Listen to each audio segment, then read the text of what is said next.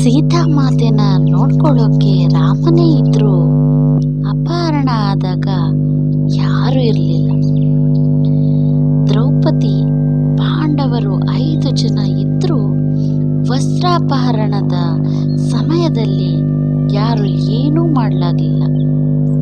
ದಶರಥನಿಗೆ 4 ಜನ ಪುತ್ರರಿದ್ರೂ ಮರಣ ಸಮಯದಲ್ಲಿ ಯಾವ ಪುತ್ರನೂ ಇರಲಿಲ್ಲ.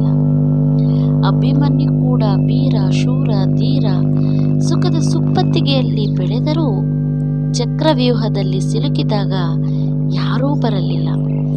ರಾವಣನೂ ಕೂಡ ತುಂಬ ಶಕ್ತಿವಂತ, ಶೂರ, ವೀರ. ಲಂಕೆ ತನ್ನ ಕಣ್ಮುಂದೆ ಸುಟ್ಟು ಹೋಗುತ್ತಿರುವಾಗ ಏನೂ ಮಾಡಲು ಆಗಲಿಲ್ಲ.